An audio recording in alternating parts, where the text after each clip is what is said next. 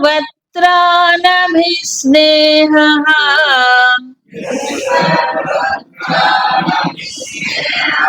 తత్తత్ప్రాప్య శుభాశుభం నాభినందతి నద్వేష్టి తస్య ప్రజ్ఞా ప్రతిష్ఠితా. తర్వాత శ్లోకం. యదా సంహరతే చాయం కూర్మోంగానీవ సర్వశః ఇంద్రియాణీంద్రియార్థేభ్యః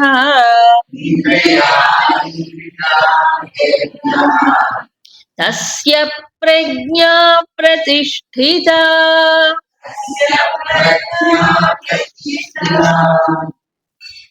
ఇక ప్రపంచంలో బాహ్య సంఘటనలు కూడా రెండు రకాలుగా ఉంటాయి.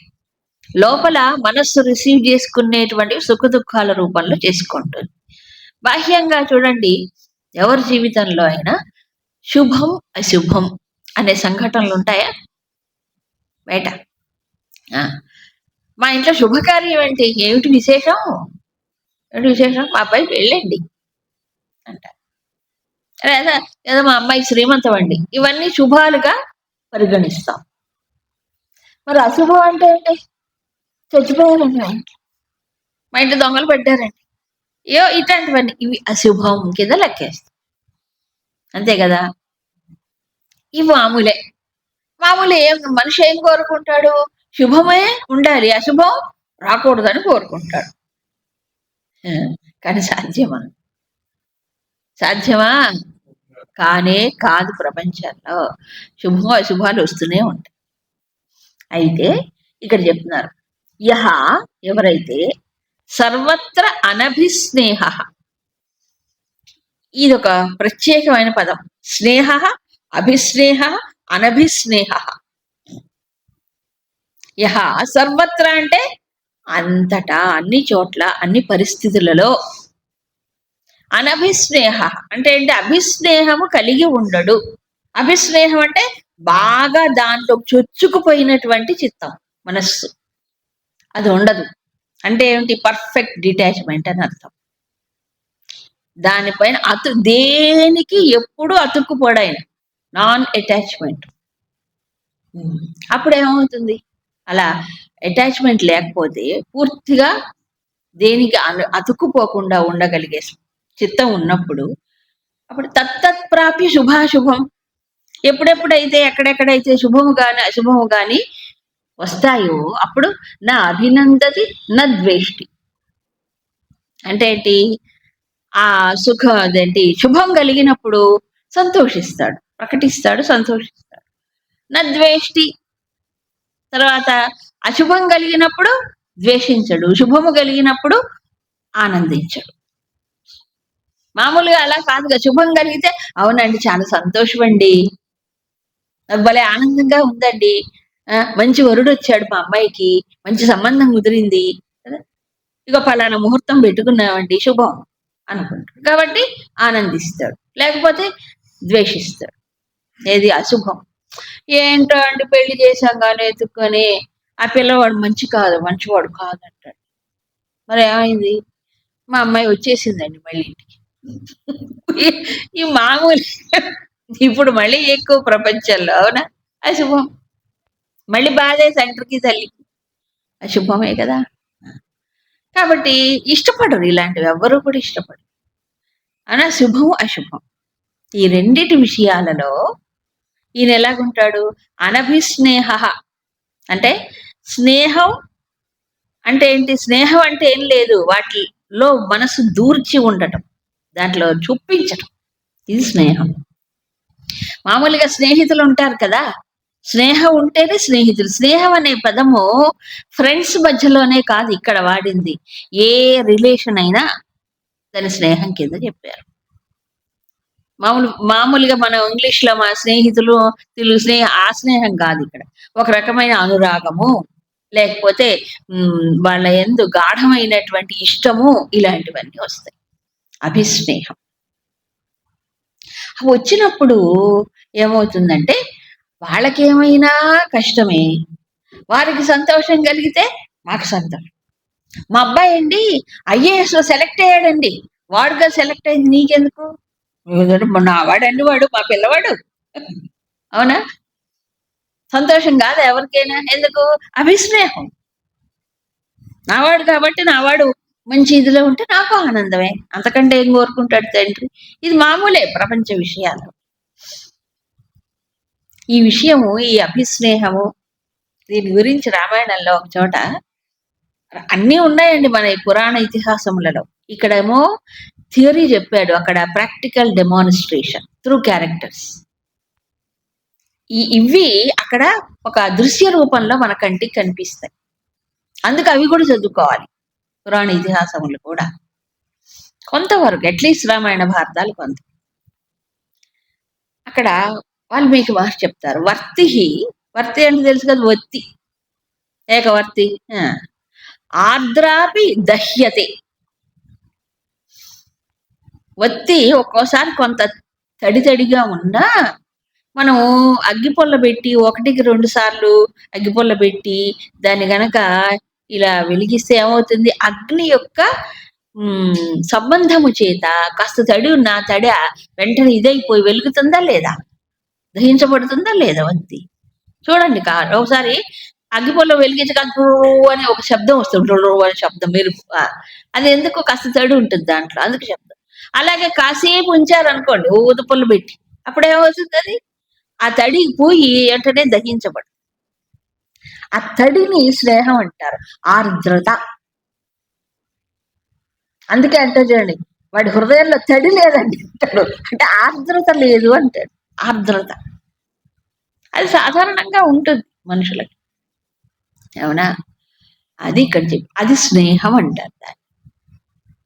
అభిస్నేహం అంటే గాఢమైనటువంటి కన్సర్న్ ఉంటుంది. ఈయన అభిస్నేహ అభిస్నేహ అనభిస్నేహ. ఎవరితోనూ ఎక్కువ అటాచ్మెంట్ పెట్టుకోడు. ఎవరితో పెట్టుకోడు. ఎంతవరకు అంతవరకు. అంత దూరంలో ఉంచి ఎవరినైనా గట్టిగా పట్టుకోండి మానసికంగా. ఇక్కడ చెప్పింది మానసికంగా. చాలా నాకేం లేదు, నువ్వు వాళ్ళకే అటాచ్మెంట్. నీకుంటేనే నీకు బాధ, వాళ్ళకుంటే నీకేం బాధ? ఆలోచించాలి. అబ్బాయి నాకేం లేదండి, వాళ్ళే నన్ను పట్టుకున్నారు. వాళ్ళు పట్టుకుంటే వాళ్ళ మనసు పట్టుకుంది. నువ్వు పట్టుకోకు, నీకు బాధ లేదు. వాళ్ళు పట్టుకున్నారని తెలుసు కదా, నువ్వు జాగ్రత్తగా ఉండాలి. నువ్వు పట్టుకో. అది కాబట్టి చాలా సూక్ష్మమైన విషయాలు. కాబట్టి దేనిపైన మనసు ఎక్కువ తగులుకుంటుందో, ఎక్కువగా గట్టిగా ఓన్ చేస్తుందో, ఇది నాది, ఇది నా వాళ్ళు, ఇది అని. ఇప్పుడు అర్జునుడు దుఃఖం ఎందుకు వచ్చిందంటాడు? నా వాళ్ళు స్వజనాహ, అవునా, స్వబాంధవాన్ అంటల్లా. అదే ఎప్పుడైతే మనసు ఇది నాది అనుకుందో అప్పుడు దుఃఖపడుతుంది. నాది అనుకోకపోతే లేదు, వాళ్ళు అనుకుంటే అనుకుంటారు. కాబట్టి ఈ స్థితప్రజ్ఞుడైనటువంటి వాడు ఎక్కడ మనస్సు ఎవరితోనూ ఎప్పుడు తగులుకోడు. అదే పర్ఫెక్ట్ డిటాచ్మెంట్. సర్వత్ర అనభిస్నేహ. తగులుకున్నామంటే వచ్చి పట్టుకుంటుంది అది. అక్కడేమైంది, ఇక్కడ ఏదో వదులుతుంది. అవుతుందే. కాబట్టి శుభాశుభాలు బయట ఉండేటువంటి సంఘటనలు. అవునా? అప్పుడు నా అభినందతి నా ద్వేష్టి. చచ్చిపోయారండి. చచ్చిపోతే నిజంగా ఆలోచిస్తే తాత్విక దృష్టితో చూసినప్పుడు మరణం అనేది కూడా ప్రీ డిస్టెండ్. అవునా కాదా? అంటే ఇంతకు ముందే వాడికి నిర్ణయించబడింది. ఈ సమయంలో ఇది వీడు చావాలి అని వాడి ప్రారంధంలో ఉంటుందా లేదా నిజానికి? మరి ఆ ప్రారంధంలో ఉన్నదే అక్కడ జరిగింది. అంతే కదా? ఏదైనా అంతే. శుభం గాని అశుభం గాని. పెళ్లి ఊరికే మన ప్రతాపం అని అనుకుంటా. పెళ్లి ఇవన్నీ కూడా marriages are made in heaven అంటారు కదా, పూర్వం అనేవాళ్ళు కదా. మరి కాబట్టి వాడికి ఆ ప్రారంభం ఉంటే జరుగుతుంది. మళ్ళీ వదిలిపోయి వచ్చిందండి, అది కూడా అంతే. అంటే మనం వేసుకుంటున్న ముద్రలు దానికి శుభం అని, అశుభం అని. అవునా కాదా? ఆ వ్యక్తి లైఫ్‌లో చూడండి అది జరగవలసిందే జరుగుతుంది. కదా! ఏమిటోను అనుకోలేదండి. అనుకోనిదొచ్చి పడిందండి. అన్నీ నీకు విజిటింగ్ కార్డ్ ఇచ్చేస్తాయా? ఫో ఫోన్ కాల్ చేసి నేనొస్తున్నా అని ఏవి రావు కదా! అనుకోకుండానే వచ్చి పడుతూ ఉంటాయి. శుభమైనా, అశుభమైనా. అందుకు అభిస్నేహం ఎక్కువ దాని పైన తగులుకున్నప్పుడే బాధ కలుగుతుంది. దాంట్లో సంతోషించడం గాని, దుఃఖించడం గాని జరుగుతుంది. కాబట్టి అనాసక్త యోగం అన్నారు గాంధీ గారు. ఈ మొత్తం భగవద్గీతను అనాసక్త యోగం. దేనిపైన ఎక్కువ ఆసక్తి పెట్టుకోకు. అంటే ఏం చేయాలి? అంటుకోకుండా, ముట్టుకోకుండా ఉండాలి. తామరాకు మీద నీటి బొట్టు అంటారు చూడండి. మళ్ళీ ఇదే ఎగ్జాంపుల్ 5వ అధ్యాయంలో వస్తుంది. ప్రపంచంలో ఉండు. ప్రపంచాన్ని లోపల పెట్టుకోకు. ఇదే కదా శాస్త్రం చెప్పింది. తామరాకు ఎక్కడుంటుంది? ఎక్కడ? నీటిలోనే, బురదలోనే. కానీ తామరాకు నీటిలో ఉన్నా దానికి నీరు అంటదు. అవునా? నీటి బొట్టు తామరాకు మీదున్న తడి కాదు. అదేమవుతుంది ఇలా ఇలా కదులుతూ ఉంటుంది తామరాకు మీద నీటి బొట్టు. కదిలి ఏమవుతుంది? గాలి కింద పడిపోతుంది. తామరాకు మీద నీటి బొట్టు అంటే అంటుకోకుండా ఉండడం. నువ్వు అంటించుకోకు. కానీ మనస్సు ఏమిటంటే గమ్ము. బంక. ఆ బంక రెడీగా పెట్టుకొని అన్నింటినీ అతుక్కుంటుంది. అన్నిటికీ అతుక్కుంటుంది. అవునా? కాబట్టి అతుక్కుంటే ఏమవుతుంది? వెతుక్కుంటూ వస్తాయి. ఏమిటవి? సుఖము, దుఃఖము లేకపోతే ద్వేషించటం. ఇది వద్దు అంటూ ఇది రావాల్సింది ఏ టైంలో అది వస్తుంది. లేకపోతే ఏం జరుగుతుంది? ప్రతిసారి ఈ మనస్సు ఈ బాహ్యంగా వచ్చే శుభాశుభాలకి బానిసైపోతుంది. అవునా? సో ఇది జరిగితేనే నేను హాయిగా ఉంటాను. ఇది ఇలా ఉంటేనే నేను బాగుంటాను. లేకపోతే నాకు బాగుండను. అంటే మనసు ఏమవుతుంది? బాహ్య విషయాలకి బానిసైపోతుంది. పరిస్థితులకి బానిసైపోతుంది. కానీ అలాంటిది ఎప్పుడు ప్రపంచంలో ఉంటుందా? ఎప్పుడు శుభం. అశుభమే రాకుండా ఉంటుందా? లేదు. సో పరిస్థితి ఇది అని అర్థం చేసుకున్నవాడు ఏం చేస్తాడు? రెండింటిని అంగీకరిస్తాడు. సో అందుకు దీన్నే ప్రపంచాన్ని ఉన్నదున్నట్టుగా చూడు, అంగీకరించు. ఇది చెప్తుంది.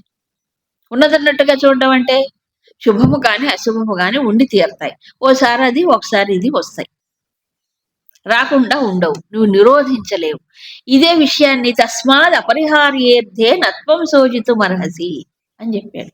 నువ్వు నివారించలేని దాని గురించి ఎందుకు శోకిస్తావయ్యా, బాధపడతావయ్యా? ప్రపంచంలో రెండూ ఉంటాయి. కాబట్టి ఏం చేయాలి ఇప్పుడు? అంగీకరించు, ఆమోదించు, తగులుకోవద్దు. తగులుకోకపోతే అది నీకు సంతోషాన్ని కలిగించదు, దుఃఖాన్ని కలిగించదు. మరి ఏం చేయాలి? చేయాల్సింది చేయి. ఏమండి ఎప్పుడు కూడా పెద్దలు చెప్తారు ఒక సుఖంలో ఓ దుఃఖం ఉండి తీరుతుంది. ఈ ప్రపంచమే ఇలాంటి. ఓ శుభం ఉందంటే వెంటనే పక్కనే ఏదో అశుభం పక్కనే ఉంటుంది. పొంగిపోకూడదు. ఇవాళ పొంగిపోయి ఓ శుభం అంటే రెండోసారి రేపు ఏదో వస్తుంది. అప్పుడు ఎక్కడ పోవాలి? పాతాళానికి పోవాలి. కాబట్టి అది జరిగినా మంచిదే, ఇది జరిగినా మంచిదే. ఇది అయినా నీ వరమే, అది అయినా నీ వరమే. అన్నీ నీవిచ్చేవే స్వామి. తీసుకుపోయాడా? సరే పోన్లే. నష్టం వచ్చిందా? సరే కానీలే, మరి రావాల్సే వచ్చింది. సో రెండింటిని సమతుల్యతగా ఎలా చేసుకోగలడు ఆయన? ఆయన ఏంటి? అనభిస్నేహం. అది ఆయన ఏం చేశాడంటే దేన్ని అంటుకోకుండా మనసుని తయారు చేసుకున్నాడు. ఏంటి? అన్‌టచ్‌డ్. He's untouchable. అన్‌టచబిలిటీ అంటే వాడు అస్పృశ్యుడని మామూలుగా మనకుంది. అస్పృశ్యత నివారణకు పెద్ద ఉద్యమం చేశారు గాంధీ గారు. ఈయన అస్పృశ్యుడై ఉంటాడు. మీకోటి తెలుసా అండి? మాండుక్యోపనిషత్తులో అస్పర్శయోగం అని ఒకటి చెప్తారు. అస్పర్శయోగం అంటే ఏంటి? దేనికి తాకబడకుండా ఉండటం. వీడు వెళ్ళి తాకబడకుండా నువ్వు తాకకు ముందు. నువ్వు అవునా? తాకబడకుండా ఉండాలంటే ఏం చేయాలి? మనసుని దానికి సిద్ధం చేసుకోవాలి. దేనికి తాకబడకుండా ఉండాలి. అస్పర్శ అన్నాడు. అలా గనక చేసుకుంటే ఏమవుతుంది? ఏం కాదు. ఇప్పుడు వైర్ ఉంది. ఇదే వైరు ఇన్సులేషన్ లేదనుకోండి, ఇన్సులేషన్ ప్లాస్టిక్ కవరింగ్ లేదనుకోండి, ఆ వైర్‌ని పట్టుకుంటే ఏమవుతుంది? డైరెక్ట్ స్వర్గమే. అవునా? అదే దానికి ప్లాస్టిక్ ఇన్సులేషన్ ఉందనుకోండి, అప్పుడు పట్టుకున్నా ఏం కాదు కదా! ఆ! కాబట్టి హి ఈజ్ ఇన్సులేటెడ్. ఎవరు? ఈ స్థితప్రజ్ఞుడు. కానీ శుభాశుభాలు రాకుండా ఉండవు. ప్రతిదానికి షాక్ అయిపోతే కొంతమంది శుభం కలిగితే ఎంత పొంగిపోతారంటే హార్ట్ అటాక్ వచ్చేస్తుంది వాళ్ళకి. ఆనందాన్ని తట్టుకోలేరు. అశుభం అయిపోతే దాన్ని తట్టుకోలేరు. కదా!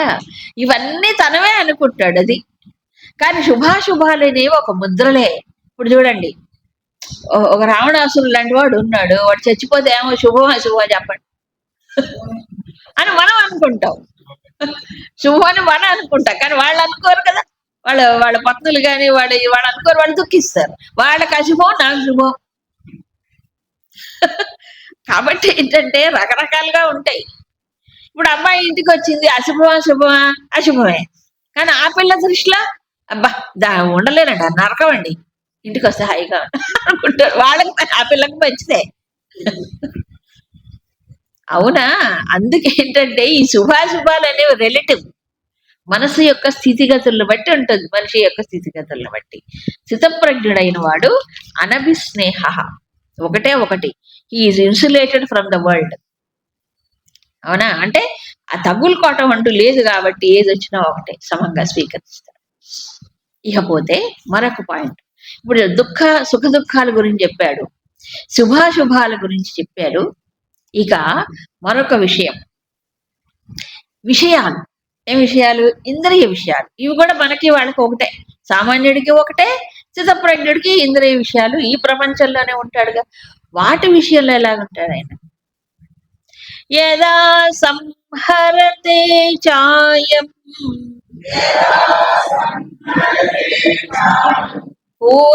కూర్మోంగానీవ సర్వశః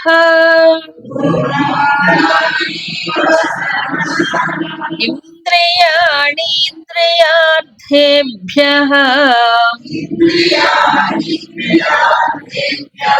తస్య ప్రజ్ఞా ప్రతిష్ఠిత.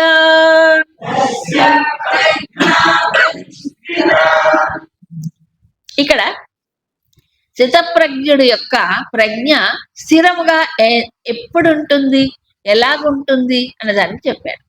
ఇది ఒక రకంగా సాధకుడికి ఒక సూచనే. యదా, ఎప్పుడైతే అయం సంహరతే, ఇతను ఏం చేస్తున్నాడు? ఉపసంహరించుకుంటున్నాడు. ఎక్కడి నుంచి? ఇంద్రియములను ఉపసంహరించుకుంటున్నాడు, విత్డ్రా చేసుకుంటున్నాడు. ఎక్కడి నుంచి? ఇంద్రియ విషయాల నుండి. ఇంద్రియార్థేభ్య ఇంద్రియాణి సంహరతి, ఉపసంహరించుకుంటాడు అంటే వెనక్కి తీసుకుంటున్నాడు. ఇక్కడ సర్వశః అంటే అన్ని పక్కల నుండి, అన్ని ఇంద్రియ విషయాల నుండి తన ఇంద్రియాలని వెనక్కి తీసుకుంటాడు. ఎలాగో ఒక ఉదాహరణ చెప్పారు, బెస్ట్ ఎగ్జాంపుల్ అంటే కూర్మః అంగాని ఇవ. ఒక తాబేలు తన అంగములను ఏ రకంగా వెనక్కి తీసుకుంటుందో, లోపలికి తీసుకుంటుందో, ఈయన కూడా ఇంద్రియ విషయాల నుండి ఇంద్రియములను ఏం చేస్తున్నాడు? ఉపసంహారతే, వెనక్కి తీసుకుంటాడు. సంహారతే చావగొట్టడం కాదు, వెనక్కి తీసుకోవడం. అన్ని చోట్ల ఒకటే అర్థం ఉండదు అక్కడ. ఉపసంహరించుకోవడం, వెనక్కి విత్డ్రాయల్ అంటారు చూడండి, అది చేస్తున్నాడు. ఏముంది ఇందులో? ఏముంది కాదు, ఉన్నదంతా ఉంది అక్కడే. కూర్మం అనే ఎగ్జాంపుల్ చెప్పడంలోనే ఎలా చేస్తున్నాడని అర్థమవుతుంది. ఒక తాబేలు ఎప్పుడు నీటిలోనూ ఉండదు, ఎప్పుడు నేలపైన ఉండదు. ఉభయచరం అంటారు దాన్ని. నీటిలోనూ నేలపైన ఉంటుంది తాబేలు. సరే, నేలపైన నడుస్తుందో తాబేలు. ఎలా నడుస్తుంది తాబేలు? అందరికీ తెలుసు, చాలా నెమ్మదిగా నడుస్తుంది. దానికి మరి 4 కాళ్ళు ఉంటాయి, ఒక తల ఉంటుంది ముందు పక్క, వెనక పక్క కూడా చిన్న తోక ఉంటుంది, చిన్నది. పైన ఏముంటుంది, ఓ పెద్ద డిప్ప. పెద్దదంటే సైజు కాదు, గట్టి డిప్ప. ఎంత గట్టి డిప్ప అంటే మీరు ఏదైనా ఇనుప రాడ్ వేసి కొట్టినా కూడా అది పగలదట. ఇప్పుడు ఫైబర్ అంటాడు, అది ఇంకా పెద్ద పెద్ద స్ట్రాంగ్ ఫైబర్, దేంతో తయారైన దేవుడు ఇచ్చాడు అంతే కదా. అంత గట్టి డిప్ ఉంటుంది. ఆ తాబేలు నడుస్తూ నడుస్తూ నెమ్మదిగా దానికి ఏదైనా ప్రమాదకరమైనటువంటి ఒక శబ్దం వినిపించినా, ఒక సిగ్నల్ దానికి మైండ్కి వచ్చిన సిగ్నల్ అంటే ఏంటి, ఇప్పుడు ఎవరైనా గట్టిగా కర్ర పొట్టేసి నడుస్తున్నారు, అది దానికి తగులుతుంది కదా వైబ్రేషన్ లాగా. అది వచ్చినప్పుడు వెంటనే చూడండి టక్కున లోపలికి లాగేసుకుంటుంది. వేటిని, ఈ 4 కాళ్ళని, ఆ తలని, వీటన్నిటిని. ఎంతసేపు, క్షణంలో, మెరుపులో, క్షణంలో లోపలికి. మళ్ళీ అదంతా శాంతించింది, బయట ఏమి లేదు, ఆ సిగ్నల్స్ ఏమి లేవు అనుకున్నప్పుడు ఏమవుతుంది, మళ్ళీ నెమ్మదిగా బయటికి విస్తరించుకొని ఇట నడుచుకుంటూ పోతుంది. అందుకు ఆయన ప్రజ్ఞ స్థిరంగా ఉంటుంది. తాబేలు ఏం చేస్తుంది, సహజంగా లోపలికి తీసుకొని ఇది వచ్చినప్పుడు మళ్ళీ ఈ సహజంగా ఇంద్రియములను ఉపసంహరించుకోవటమే సంయమనం. నిన్నేమన్నారు, సంయమనం, ఇంద్రియ సంయమనం అంటారు. ఇది నిగ్రహము కంటే చాలా ఎక్కువైనది. నిగ్రహాన్ని మనస్సు స్థాయిలో నుంచి తీసుకొచ్చినప్పుడు అది సంయమనం అవుతుంది. ఇంద్రియముల ద్వారానే ఇంద్రియములని తాత్కాలికముగా స్టాప్ చేస్తే, ఇంద్రియ విషయాలకు వెళ్లకుండా, అది తాత్కాలికమైన నిగ్రహమే. తాత్కాలికం. ఈ తాత్కాలికమైన నిగ్రహం సామాన్య మానవుడు కూడా చేయగలడు, ఎవరో మరీ ఘోరమైన మనుషులు తప్ప. తాత్కాలికంగా నిగ్రహించడం అనేది మామూలు మానవుడు కూడా చేస్తాడు. ఎప్పుడు, తనకు ప్రతికూల పరిస్థితిలో, తనకు అనుకూలం లేనప్పుడు, అంతేనా కాదా, ఏం చేస్తాడు, నిగ్రహించుకుంటాడు. అప్పుడు నాకు ఛాన్స్ దొరకలేదండి వాడిని కొట్టడానికి అంటాడు, నిగ్రహించుకుంటాడు. ఎందుకు, 10 మంది ఉన్నారు, కొడితే వీడు వస్తాడు 10 మంది, అందుకని అప్పుడు ఉపసంహరించుకొని మళ్ళీ వాడు వచ్చినప్పుడు వేస్తాడు. చెప్తా, ఇది కూడా నిగ్రహమే, తాత్కాలికం, క్షణికం. అవునా. దీంట్లో మనస్సు లేదు, పరిస్థితి ప్రభావమే ఎక్కువ. ఈయనేమిటి, సర్వత్ర అన్ని విషయాల్లో, ఇంద్రియ విషయాల్లో ఎలాగుంటాడు, సహజముగా వెనక్కి వచ్చేస్తాయి ఆయనకి. ప్రయత్నంతో వెనక్కి రావడం కాదు, సహజంగా వస్తాయి. ఇప్పుడు తాబేలుకి ఎంత సహజంగా అవన్నీ లోపలికి ముడుచుకోవటం జరుగుతుందో, ఈ స్థితప్రజ్ఞుడైన వాడు కూడా ఆ ఇంద్రియ విషయాల్లో ఇంద్రియాలను ఏం చేస్తున్నాడు, వెనక్కి లాగుతున్నాడు. ఈ సహజమైనటువంటి నిగ్రహం ఆటోమేటిక్ అంటారు చూడండి, స్విచ్ వేస్తే ఆటోమేటిక్ గా ఫ్యాన్ జరగాలి. అలాగా అలాంటి విషయాలు బయట కనిపించినప్పుడు ఇంద్రియాలకు వెంటనే లాగేస్తుంది. టైం పట్టదు, క్షణంలో అయిపోతుంది. మనందరికీ తెలుసు, ఇది ఒక mechanism. Theory of sense perception అంటారు. అంటే ఈ ఇంద్రియములు ఇంద్రియ విషయాలని గ్రహించటం ఎలా జరుగుతోంది చెప్పండి. ఇంద్రియములే విషయాల్ని గ్రహించట్లా, ఇంద్రియములు అనేవి ఒక ఛానల్స్, అవునా కాదా. ఛానల్ అంటే ఏమిటి, వీటి ద్వారా విషయం లోపలికి వస్తోంది. వాటికేమి సహజమైన ఇవి ఉండదు, శక్తి లేదు. కాబట్టి ఇంద్రియముల వెనక ఎవరున్నారు, మొదటి రోజు చెప్పుకున్నాం, ఇంద్రియాల వెనక మనస్సు ఉంటుంది, మనస్సు వెనక బుద్ధి ఉంటుంది, ఆ బుద్ధి వెనక చైతన్యం, అవునా కదా, కాన్షియస్నెస్. కాబట్టి మనలో ఉండే ఎరుక లేక చైతన్యం ఏమవుతుంది, మనస్సు గుండా, ఇంద్రియాల గుండా, అవునా, ఆ విషయాలు వెళ్ళినప్పుడు ఆ విషయాలకు సంబంధించినటువంటి ఇన్ఫర్మేషన్ లేక ఇంపల్సెస్, విషయ సమాచారము అవి లోపలికి వచ్చి పడుతుంది. ఇది కదా జరిగేది.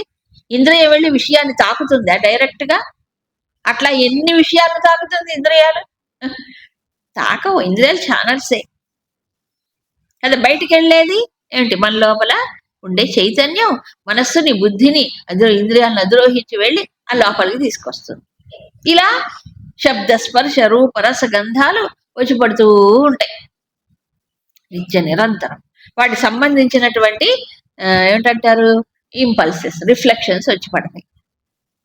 కాబట్టి ఒక రకంగా చెప్పాలంటే మన మనస్సుకి టీవీకి యాంటెనా ఉంటుంది చూడండి, ఈ మనసుకి 5 యాంటెనాలు, 5 రకాలైనటువంటి యాంటెనాలు ఉంటాయి. ఈ 5 ద్వారా ఏం చేస్తుంది? అది 5 రకాలైన వాటిని తీసుకుంటుంది. ఇది ఎప్పుడు జరిగే పని. నా కళ్ళు లేవనుకోండి, నాకు దృశ్యాలు కనిపించవు, ఇది అయిపోయింది. నాకు చెవుడు వచ్చింది అనుకోండి, నాకు శబ్దాలు వినిపించవు, మంచిదే. ఎందుకు? వాళ్ళ తిట్లు వీళ్ళ విమర్శలు నాకు వినిపించవు, మంచిదే. అవునా? సూరదాస్, భక్త సూరదాస్, ఆయనకి అంధత్వం వస్తుంది. ఫోన్లో ఈ ప్రాపంచిక దృశ్యాలు చూసి ఏం ప్రయోజనం అనుకుంటాడు, సంతోషపడతాడు కదా. కాబట్టి ఇవి ఎప్పుడు తెచ్చి పెడుతుంటాయి. అవి తెచ్చి పెడితే ఏమిటి, లోపలికి వస్తే ఏమవుతుంది, మనసు ఏమవుతుంది, దానికి అనుగుణంగా స్పందిస్తుంది, రియాక్ట్ అవుతుంది. ఇది కదా ఎప్పుడు జరిగేదే. అవునా? అందుకని ఏమన్నాడు, అలాంటి ప్రమాదకరమైన, అంటే మనస్సును భంగపరిచేవి, మనస్సుని అశాంతి పాలు చేసేవి అలాంటి విషయాలు గనక ఉంటే ఏం చేస్తాడు ఈయన? లోపలికి తీసుకుంటాడు. అది ఎంత సహజం అంటే అంత సహజంగా కూర్మములాగా సహజంగా లోపలికి వెళ్ళిపోతాయి. ఇక్కడ అప్రయత్నంగా జరుగుతుంది, ఆయన అప్రయత్నంగా సహజంగా జరుగుతుంది. అంటే ముక్కి మూలిగి రావే రావే అని మళ్ళీ మూసుకుంటు అని ఇట్లా సైడ్ కనపడే ఇట్లా చూసుకుంటూ, అలా కాదు. వద్దు అంటే వద్దు. ఆయన ఎవరు? సంత్ జ్ఞానదేవ్ అనే ఒక మహానుభావుడు, మహారాష్ట్ర. ఆయన చెప్పేవారండి, నా కన్ను నేను చూడమంటే చూస్తుంది, లేదా చూడదు.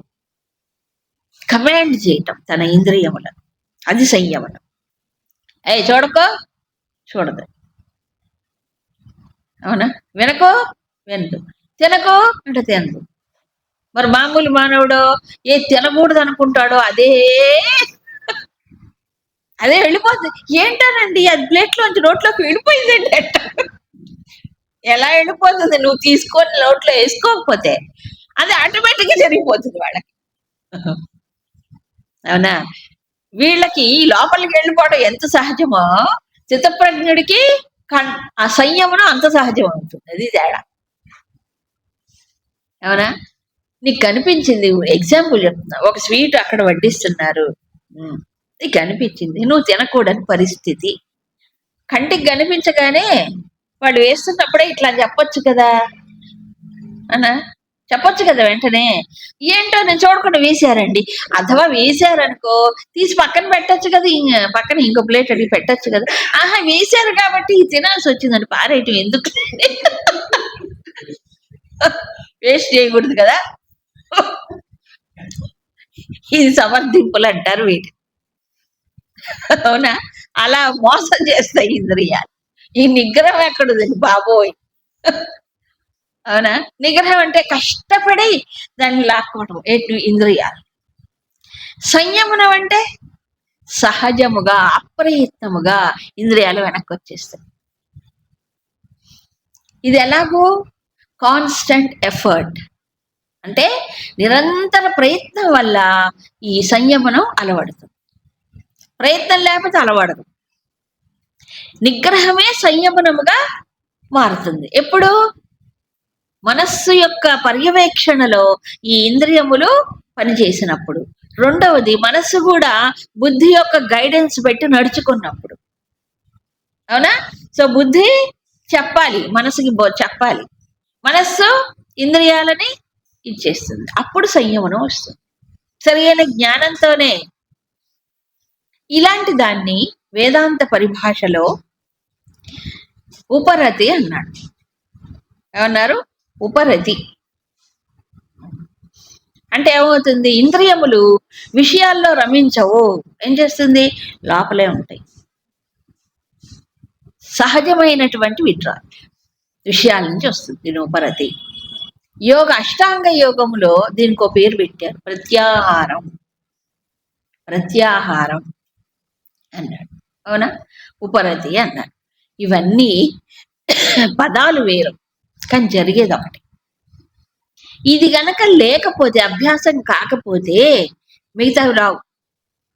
అందుకే సమాధి షట్క సంపత్తిలో శమం, దమం, తితిక్ష, ఉపరతి, శ్రద్ధ, సమాధానం చెప్పాడు. అందులో ఉపరతి ఉంది. కాబట్టి ఇంద్రియాలు వేయాలి, ఉపరమించాలి అంటే బయటికి వెళ్ళకూడదు, అవి లోపలే ఉండాలి. ఉండాలంటే దాన్ని ఎవరు వెనక నుంచి లాగాలి? మనస్సు.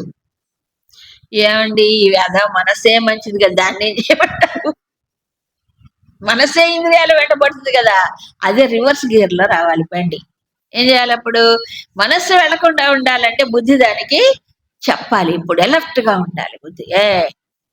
వెళ్ళకు, జాగ్రత్త, అక్కడ ఉంది సిగ్నల్ ఉంది, జాగ్రత్త, వెళ్ళకట్టు చెప్పాలి.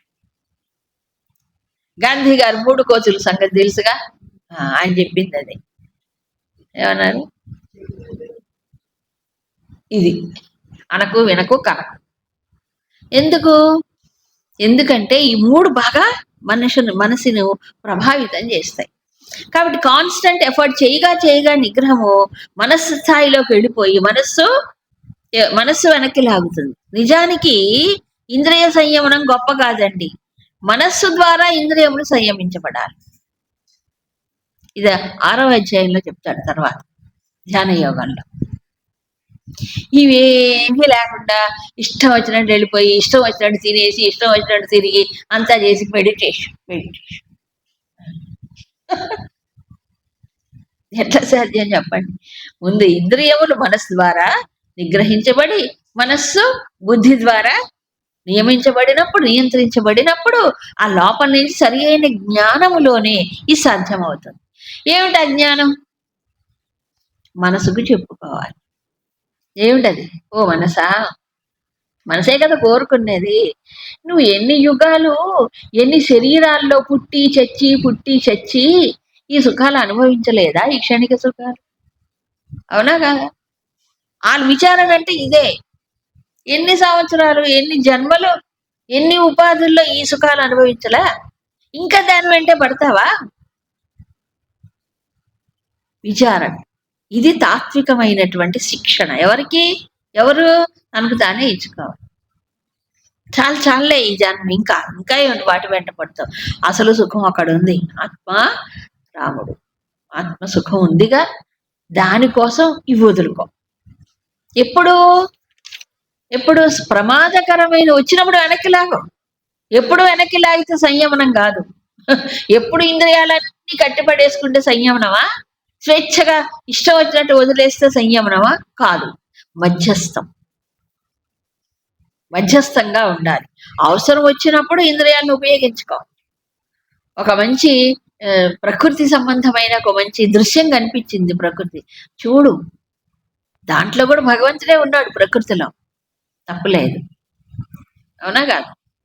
ఒక భగవంతుడి దర్శనం, ఒక గుడికి వెళ్ళా, భగవంతుడు కనిపించాడు, అప్పుడు చూడు చక్కగా ఆ భగవంతుడు ముఖార విందాన్ని, ఆయన చిరునవ్వుని, ఆయన కళ్ళని, ఆయన అనుగ్రహమును, వీక్షణములు ఇవన్నీ మంచివే, మనసుకి ఏం హాని చెయ్యవు కదా.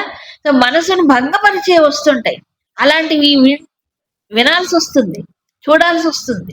అలాంటప్పుడు ఏం చేయాలి? వాటికి ఫిల్టర్స్ అంటే తెలుసు కదా, వడపోత చెయ్యాలి. అదే సంయమనం. ఈ వెనక్కి లాగున్నాం అనుకోండి ఏం కాదు, అది టచ్ చేయదు. ఈ సహజమైన అప్రయత్నమైనటువంటి ఉపసంహారం, వీటిని వెనక్కి లాగితే దాన్ని ఏమన్నారు? సంయమనం. అప్పుడు ప్రజ్ఞ ఏమవుతుంది? స్థిరంగా ఉంటుంది. ప్రజ్ఞ స్థిరం. అందుకు ఇది సంయమశీలి. ఇదే అధ్యాయంలో సంయమవంతుడు ఈ ప్రపంచంలో ఎలా ఉంటాడు అని తర్వాత ఇదే చాప్టర్లో. సో సంయమం, సంయమతామహం 10వ అధ్యాయంలో వస్తుంది కదా. యముడు ఎవరు? సంయమవంతులలో శ్రేష్ఠుడు యముడు. ఆయన ఊరికి మృత్యుదేవత అంటుంటారు. సంయమవంతుడు యమహ అనే పదానికి సంయమనం అని ఒక అర్థం. యముడు ఆయన నిజమే, మనిషిని సంయమిస్తాడు. ఈ సంయమనం అనేటువంటిది స్థితప్రజ్ఞుడికి సహజంగా ఉంటుంది. సాధకుడు ఏం చేయాలి? చాలా ప్రయత్నముతో దాన్ని సాధించాలి. ఇప్పుడు ప్రపంచంలో అన్నీ నేను సాధన చేస్తున్నానని చెప్పి అన్నీ మనకు అనుకూలంగా ఉండవు. ఉండవు. టెంప్ట్ చేసేవి. అంటే మనసుని దృష్టి లాగి పారేసేవి. మనసుని చెదరగొట్టేవి. మనం అనుకున్న నియమాల్ని భంగం చేసేటువంటివి ఉంటాయి ప్రపంచంలో. ఎందుకుండవు? మనకేం అడ్డం లేకుండా ఉంటుంది అన్నీ ఇక్కడ ఉండవు. అలాంటివి వచ్చినప్పుడు, అలాంటివి చూసినప్పుడు, అలాంటివి విన్నప్పుడు, అలాంటి పరిస్థితులు వచ్చినప్పుడు ఏం చేయాలి? బయట నిందించొద్దు. బయట పరిస్థితిని నిందిస్తే ప్రయోజనం ఏముంది? నీకు ఇచ్చాడుగా దేవుడు, ఏమిచ్చాడు? విచక్షణ ఇచ్చాడుగా, వివేకం ఇచ్చాడుగా. పోయి ఎందుకు అడుసు తొక్కనేలా, కాలు కడగనే, ఎందుకు వాటిల్లో ఇంద్రియ విషయాల్లోకి ఎందుకు పోవాలి? ఒక్కసారి వెళ్ళి పడిందంటే దాని ఎఫెక్ట్ ఎన్ని రోజులు ఉంటుంది తెలుసా? అవునా? గుర్తించాలి. ఆ ప్రమాదాన్ని గుర్తించి ఎప్పటికప్పుడు వెనక్కి తీసుకొచ్చుకోవాలి. ఎప్పటికప్పుడు కదా. ఇది సహజంగా జరగాలి. అంతే తప్ప విచిత్రం ఏంటంటే ఈ నిగ్రహం కూడా ఎవరి కోసమో ఎవరో చూస్తున్నప్పుడు నిగ్రహించుకొని మళ్ళీ ఎవరి లేనప్పుడు ఇష్టం వచ్చినప్పుడు ఉన్నాడు అనుకోండి, అది చాలా ప్రమాదం. అది నిగ్రహము కాదు, సంయమనం అంతకంటే కాదు. ఎవరి కోసమో కాదు, నాకు నేను దీన్ని నియమించుకోవాలి అనేటువంటి ఒక దృష్టి కలిగి అభ్యాసం చేయాలి. హరి ఓం.